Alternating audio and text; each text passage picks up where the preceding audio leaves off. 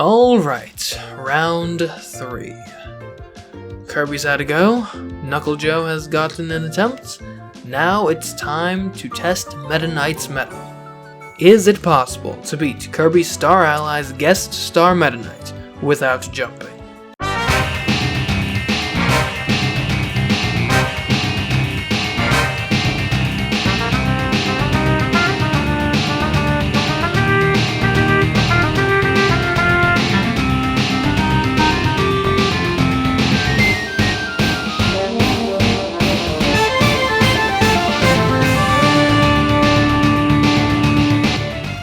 Need I even explain the rules at this point? Well, these videos do need to hold up as standalone pieces of entertainment, so I suppose I shall. The rules are as follows. We may not use the move Jump/Hover. If we can get all the way through Guest Star mode without us, the human-controlled player, using this move, then it's a challenge successful. Oh, and about the Friend Circle and Friend Train jumps. We'll count them on their own counter just like last time. That being said, they're really not all that interesting as there's not much we can do about them, so we're really going to be just kind of glossing over them. The real measure of success today, at least in my mind, would be getting through the mode without any regular jumps. With that established, let us begin. Level 1 begins with some easy fights and friendships, which eventually give way to the jumping tutorial.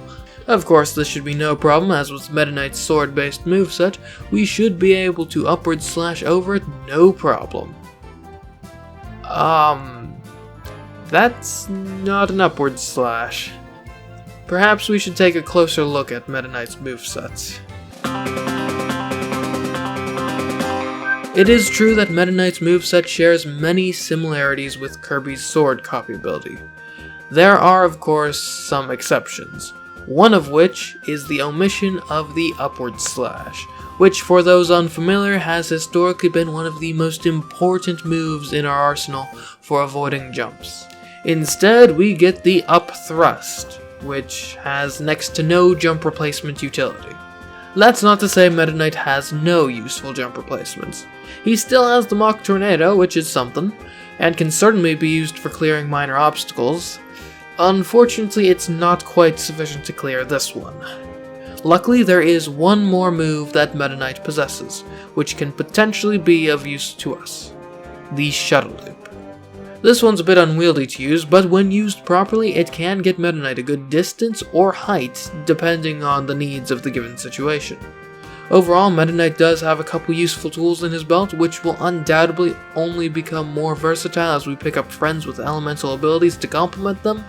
He does have one glaring weakness, however, which is that infinite flight, while I won't say is impossible for him to achieve, it certainly does not come naturally to him. This may prove a significant issue, as in our other Star Allies challenges, we've relied heavily on easy access to infinite flight. This run will surely be a more cerebral, thoughtful, and dare I say, challenging experience. Now back to the jump tutorial, where the shuttle loop proves to be most effective in advancing us forward whilst remaining jumpless. Not far after that, we come across a pull chain, which the shuttle loop allows us to reach easily, and a ladder, which the shuttle loop once again lets us reach, albeit with a bit more difficulty this time. Still in level 1, we come across an elemental friend to add to our party.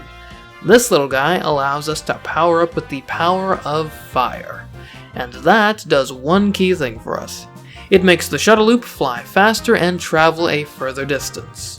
With as much as we've been using the shuttle loop, certainly a welcome upgrade. Calling on the power of flame, we fly through the level until our next point of interest. That point of interest being a Dream Rod.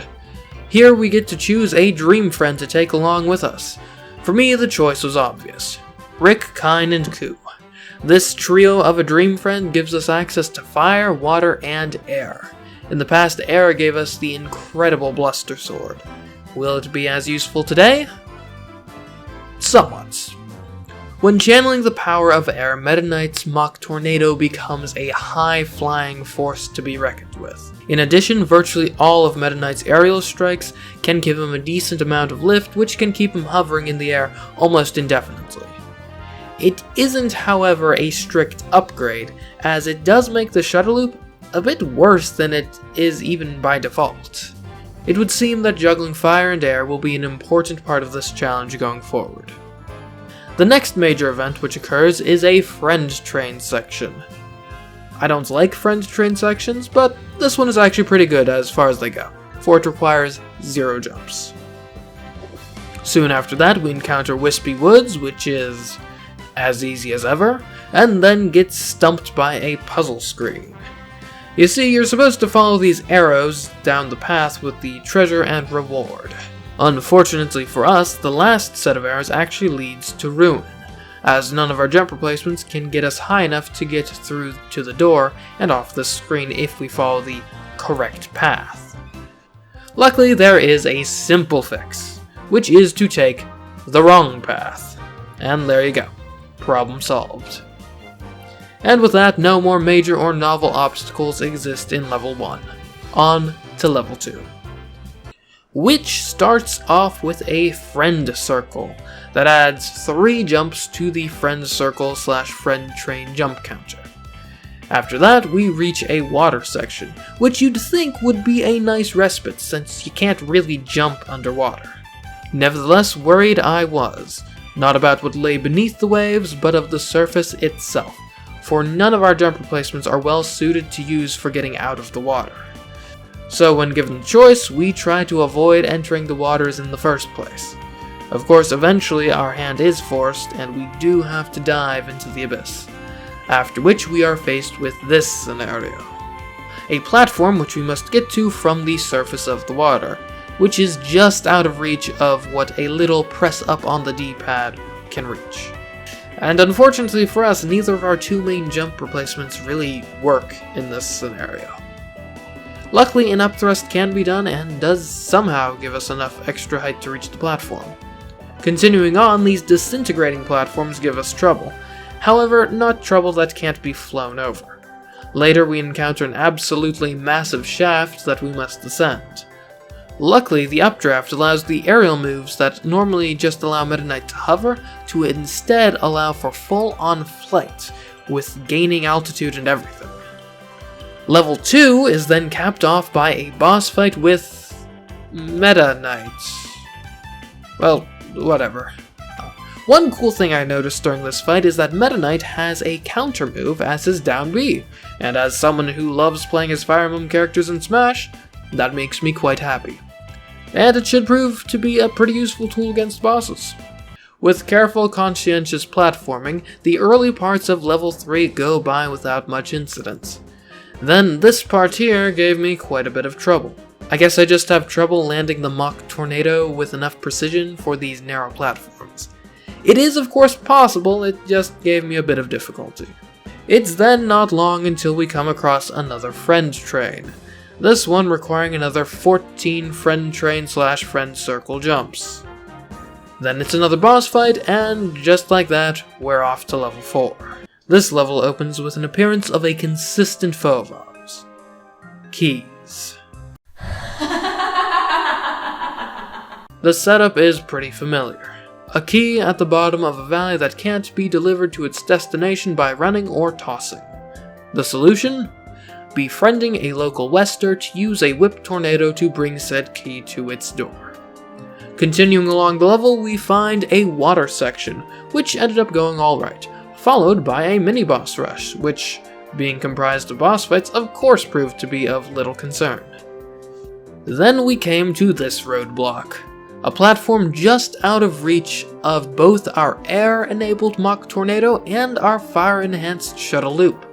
So, with our 2 best jump replacements proving useless, what do? Use the power of water. That's what we do. Now, water doesn't actually give our jump replacements any special mobility effects, but you see, that's exactly the appeal. As it turns out, the regular shuttle loop is in fact capable of reaching the required height in this confined space. So, yay! Moving on. Of course, even after overcoming that obstacle, we're not quite out of the woods yet, for this crushing section still lies between us and completing level 4. It honestly doesn't pose too much of an issue to Meta Knight. Now our friends, that's another story. Why must you all be so vulnerable to crushing? Nevertheless, we may have had some casualties, but we still do manage to get through this section and on to level 5. The beginning of level 5 goes by fairly smoothly.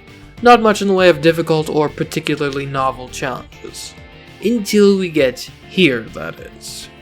The goal of this screen is to navigate around the crushing cubes until a door materializes. There is, however, one issue. The cubes are too tall to allow our jump replacements to get us on top of them, which we must do to successfully overcome the obstacle. And trust me, I tried all of them. Air-powered Mach Tornado, fire-powered Shuttle Loop, air-powered Shuttle Loop, just a regular Shuttle Loop. I tried getting thrown, but that seems near impossible to actually work out. So, yeah. This'll be our first regular jump. Unless, of course, I'm missing something obvious. Wait a minute. You can fly infinitely with the Shuttle Loop? Well, that certainly changes things. Because with 2 Shuttle Loops, getting the height we need should be no problem. And indeed, it isn't. While the next room operates on similar principles, it thankfully contains a ladder which makes the whole process go by much smoother. The next bit of the level isn't too difficult, although it does contain tons of friend trains and circles. Adding another 35 friend train / circle jumps to the counter, bringing it to a grand total of 52 friend circle / friend train jumps. Then the last part of the level contains a bunch of crushing segments which once again prove fairly annoying, but certainly not impossible. And finally, we get to the final bosses, which are bosses, so they really aren't too much of a problem for us here. Thus, proving that it is possible to beat Kirby Star Allies Guest Star Meta Knight without any regular jumps. I hope you enjoyed this video. If you did, please feel free to like it, comment on it, subscribe to the channel, and check out some of the other Kirby No Jump videos. Oh, and on the topic of those, I'm pretty sure there's a certain one that a lot of you have been waiting for. So rest assured, that one should be happening next month. I hope to see you then, and maybe even in some other videos that release along the way. Goodbye.